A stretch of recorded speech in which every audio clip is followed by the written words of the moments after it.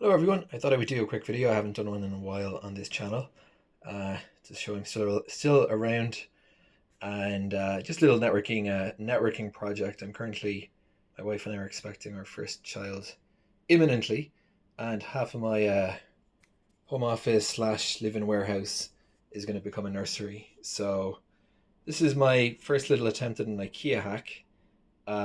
Basically, the objective here is to, we've got a whole lot of work to do on this room, but one of it is to kind of keep electronics away from the child and keep the child away from electronics, keep them separated.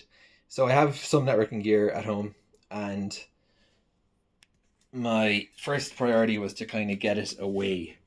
And that is what this thing was. So I couldn't quite find it. It was kind of hard to find a real networking cabinet that was kind of in the right shape for what I needed, because I don't really have a lot of gear. It's not really even kind of,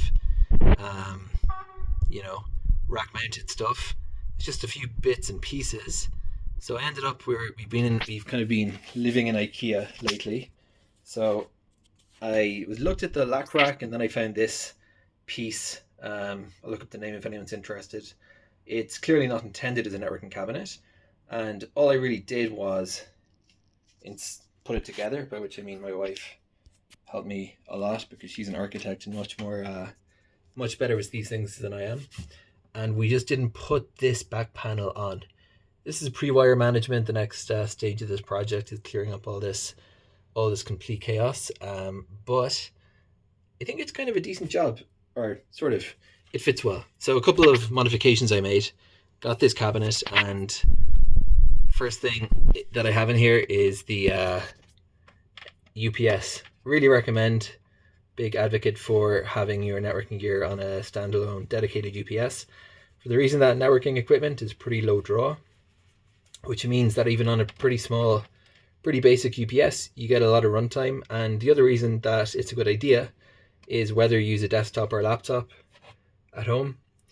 It'll handle, in power outages, it'll keep your network running. But a bigger advantage is that momentary power blips won't take down your whole network. So you'll have a lot of resilience.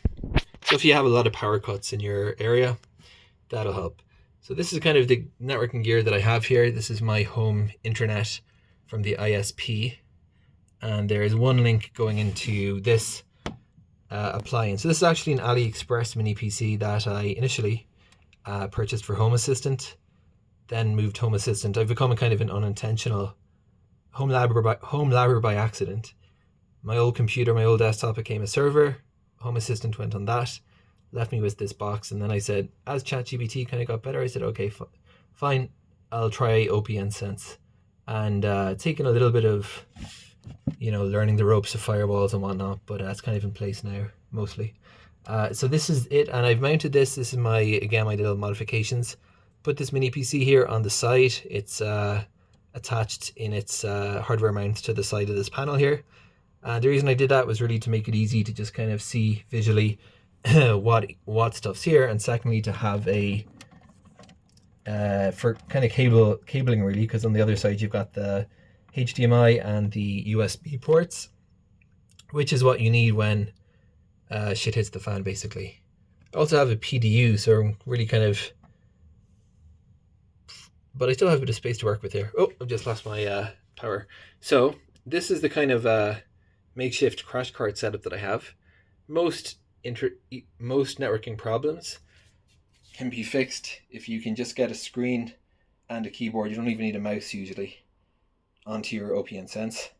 So I got tired of, I have this kind of portable USB monitor. I got sick of rigging it up and the keyboard and attaching everything every time something went wrong. So I'm going to have it here on standby. So this is my little creative solution. I was looking at this thing, and I said, that's pretty much the same width as this little IKEA cabinet. And it was pretty much, minus a few millimeters on the edge here. So I just screwed into the VESA mounts using the other side of the cabinet. And how this is all going to work is I'm just been drilling for the past few hours here. But when I'm coming back to this tomorrow and finishing it up and doing the cables, going to rotate this 90 degrees. So this is what's going to be facing. This is going to be, the back's going to be kind of protected to get some airflow. And then this is going to be basically, I'm going to rotate 90 degrees when I need to access it. Otherwise, I'm going to keep the screen actually turned off. Think about putting a little kind of protector over it just to keep dust off it, but probably not necessary. It's going to be kind of, it's all going to be hushed over that way basically.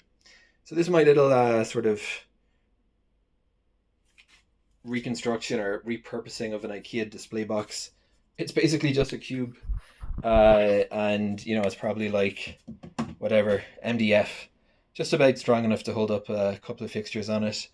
And you know, I wouldn't say it's a luxurious amount of room in here, but you've got enough room to get a few things for networking, like UPS, PDU, mini PC, and you could fit a whole bunch of stuff in there. Raspberry Pi, there's plenty of room. That's it. More videos, some videos about AI stuff that I have to do, that I want to share, will be coming soon.